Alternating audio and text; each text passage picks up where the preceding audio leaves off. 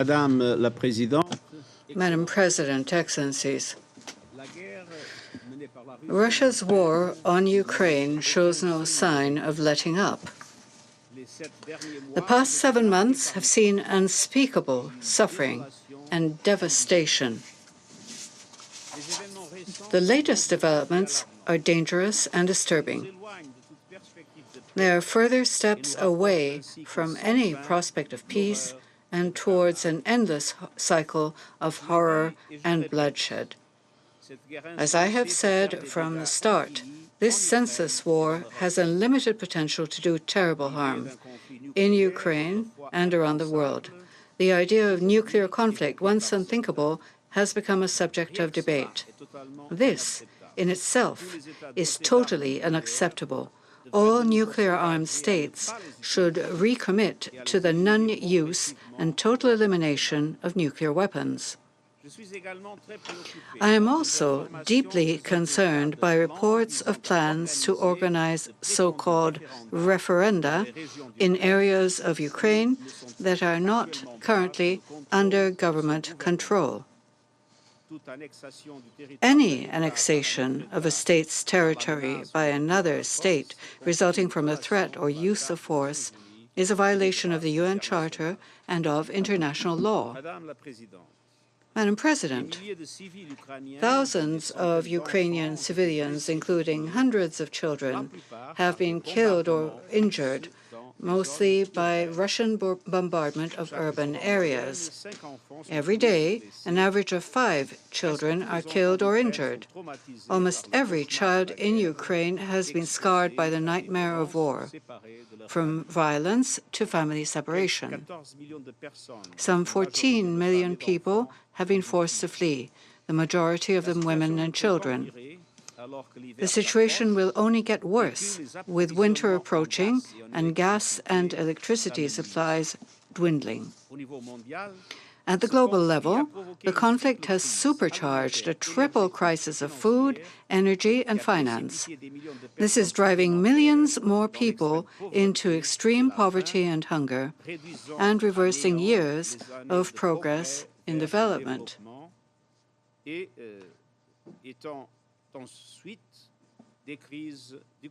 And it follows the COVID crisis and the greater impact of the climate crisis. The most vulnerable are suffering most in developing countries, which are having countries already grappling with recovery from the COVID-19 pandemic and battered by the climate crisis. The most vulnerable are suffering the most.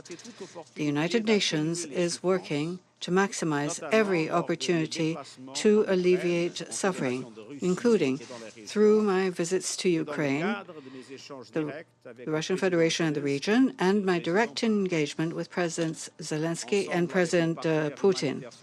Together with our humanitarian partners on the ground, we have provided aid to nearly 13 million people in need. It is essential that humanitarian workers have safe and unhindered access to all those requiring assistance, wherever they may be. Madam President, the Office of the High Commissioner for Human Rights has been documenting the unacceptable impact of this war on human rights. The reports are a catalogue of cruelty, summary execution, sexual violence, torture, and other inhumane and degrading treatment against civilians and prisoners of war. The latest accounts of burial sites in Izium are extremely disturbing. All these allegations must be thoroughly investigated to ensure accountability. Perpetrators must be held to account in fair and independent judicial proceedings, and victims and their families have a right to justice, remedy, and reparation. Ending impunity for international crimes is fundamental. In all this, the International Criminal Court plays an important role to ensure effective accountability. The prosecutor of the court has opened an investigation into the situation in Ukraine. Full cooperation with the court by all parties is essential. Madam President, the fact-finding mission I established following the tragic incident at the detention facility in Olenivka on 29 of July, is ready to deploy as soon as all necessary assurances are received. The missions must have safe, secure, and unfettered access to all relevant places and people, and to all relevant evidence, without any limitation, impediment, or interference. Madam President, the situation at the site of Zaporizhia nuclear power plant, located in the middle of a war zone, remains a cause of grave concern. The International Atomic Energy Agency is consulting with all parties involved on measures to ensure the safety of the plant and surrounding areas. I thank IAEA for its work. Its continued presence at the plant is an important deterrent. All attacks on nuclear facilities must end, and the purely civilian nature of such plants must be re-established.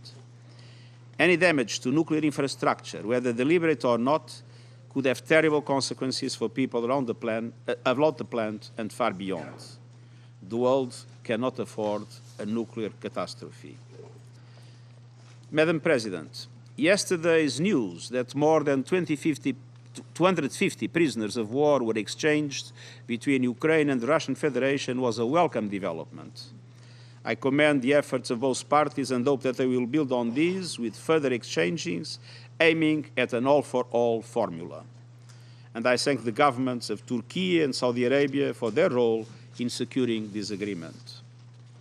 In July, also with the support of the government of Turkey, a landmark deal was reached, enabling the resumption of food and fertilizer exports from 3 of Ukraine's Black Sea ports.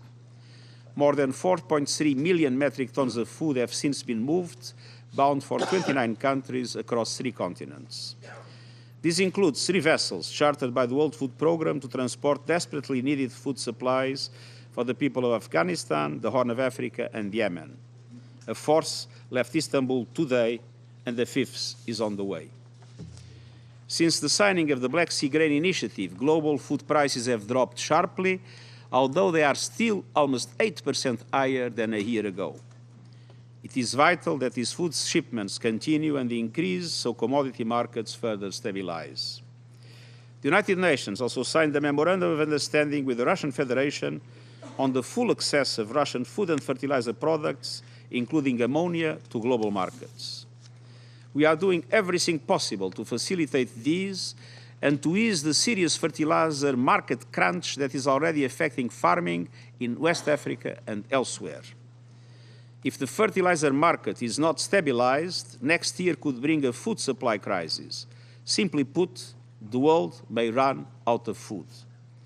It's essential that all states remove every remaining obstacle to the export of Russian fertilizers immediately. We need to get them to farmers at a reasonable cost and onto fields as soon as possible. Another major concern is the impact of high gas prices on the production of nitrogen fertilizers, and this must also be addressed without delay. Madame la Présidente, la seule façon de mettre fin aux souffrances en Ukraine, c'est de mettre fin à la guerre. Ukraine, and that is by ending the war.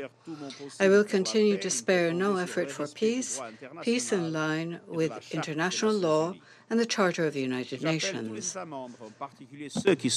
And I appeal to all member states, especially those here today, to redouble all efforts to prevent further escalation and to do all they can to end the war and to ensure lasting peace. Thank you.